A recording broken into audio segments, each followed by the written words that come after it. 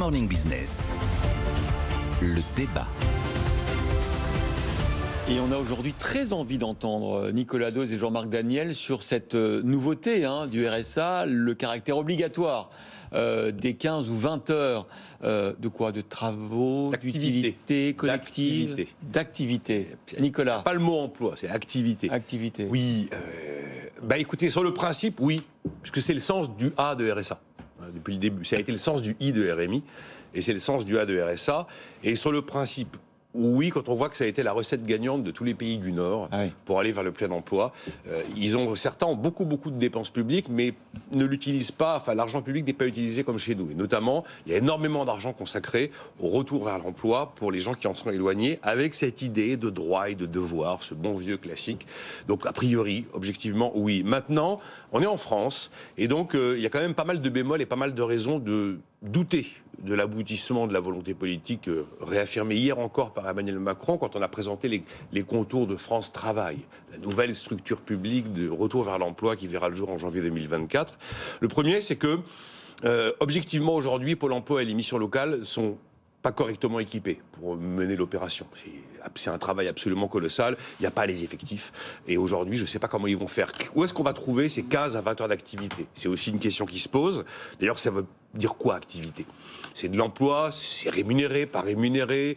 Ça se passera dans des collectivités locales, on ne sait pas. Ça peut être de la formation aussi. Oui, alors après, il y a une obligation quand on parle du RSA, parce que moi j'en ai quand même parlé avec des gens qui sont experts du secteur, ou du sujet, c'est qu'il faut faire du cas par cas. Vous avez 2 millions de foyers bénéficiaires en France, 2,1 millions de foyers bénéficiaires. Ça représente 4 millions de personnes, ces foyers, la totalisée. Et en fait, les observations démontrent qu'il y a une bonne partie des bénéficiaires du RSA qui sont des gens très éloignés de l'emploi. Sous-entendu, des gens qu'on ne pourra pas rendre employables. Donc c'est un travail à faire au cas par cas.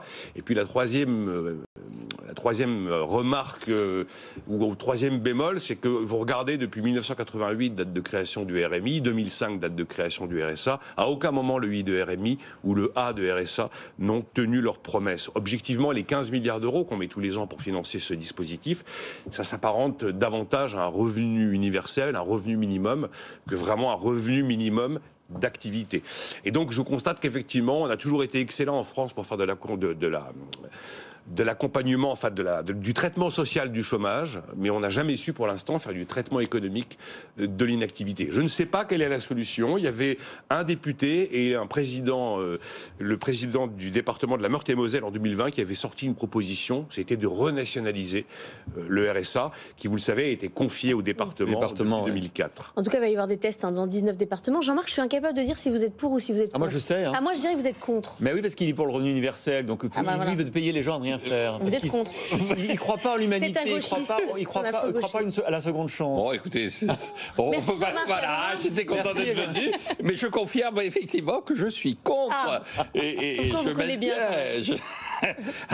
Mais c'est agréable de voir qu'on est écouté. Bah oui, on se sent moins seul. Exactement. Non, écoutez, on ne va pas rétablir non plus, comme sous Élisabeth Ier en Angleterre, les maisons pour les pauvres où on les enferme et on les oblige à travailler pour payer l'équivalent de ce qu'on va leur donner. Non, il faut savoir raison garder. Je pense que effectivement, la bonne solution, c'est de réfléchir à des formules d'impôt négatif ou de revenu universel. Dans l'impôt négatif, c'est réservé aux gens qui sont véritablement dans une situation difficile. Le revenu universel de base, tout le monde perçoit la même somme et puis à partir de là, chacun arbitre, fait des choix, adopte un système d'assurance sociale, décide des périodes du travail où il ne travaille pas. On est quand même dans un monde où on va de moins en moins vers le salariat et de plus en plus vers les relations client-fournisseur, de plus en plus vers la liberté d'organisation, de plus en plus vers la capacité de chacun à exprimer ses propres talents. Et donc, qu'on commence à dire, non, mais alors la partie la plus défavorisée de la population, elle, en revanche, on va lui dire, il va falloir faire ça, il faut faire ci. Il y a un côté qui est un côté, à mon avis, qui est à la fois brutal et relativement indigne par rapport à la situation de ces gens-là. D'ailleurs, je vais citer ma citation, donc cette fois-ci ce ne sera pas du latin, puisque le latin c'est le lundi, c'est clair. Donc c'est un discours de Barrère. C'est important de se structurer. Oui. Après on part à volo. Je vois que vous suivez aussi, c'est le latin le lundi. Et donc le Barrère, qui était un des membres du comité de salut public en 1793, avait pour mission de lutter contre la pauvreté. Et donc il commence son discours en disant qu'on va créer un livre de la bienfaisance nationale. C'était une belle expression. Et il dit, il ne faut pas qu'une partie de la bienfaisance bienfaisance nationale tombe dans des mains qui ne seraient point pures, assez pures en tout cas pour recevoir de pareils bienfaits, et il ne faut pas qu'elles soient distribuées à des citoyens qui ne peuvent en jouir qu'au détriment et au préjudice des véritables indigents. Donc, à partir de là, on s'est posé la question, qu'est-ce que c'était que des mains pures? Et la conclusion de la Convention, c'est que tous les Français ont les mains pures. Le seul véritable enjeu d'un système comme le RSA, le RMI et tout ça, c'est éventuellement la fraude, c'est-à-dire que la bienfaisance nationale soit distribuée entre les mains de gens qui n'en ont pas besoin parce qu'ils ne sont pas vraiment indigents. Donc, dans tout ça, que Bruno Le Maire mette en place, comme il l'a annoncé, des mesures pour lutter contre la fraude fiscale et sociale, et puis qu'on laisse les gens qui sont dans des situations défavorisées essayer de se sortir eux-mêmes de leur... Dans les pays, notamment nord-européens, qui mettent beaucoup d'argent pour justement essayer de permettre à des gens qui sont hors du marché du travail d'y revenir, c'est un argument quand même auquel vous devriez être sensible, non? Oh, que la social-démocratie scandinave ait fait des erreurs, ça ne me surprend pas. Oh, mais vous êtes... Il est redoutable. Il y a un aspect très politique quand même dans cette histoire de RSA sous condition. C'est quand même toute la problématique de l'assistanat derrière, parce que là, on veut s'adresser aux gens qui travaillent. C'est le travail paie, le travail paie, le travail paie. On en parlait il y a 2 jours. Ça reste à la droite, c'est ça qu'on veut dire. Et c'est l'idée de dire que voilà, si vous travaillez, vous gagnerez mieux votre vie si vous êtes sous perfusion des aides sociales. Et donc, il y a un peu ce message politique qui est derrière.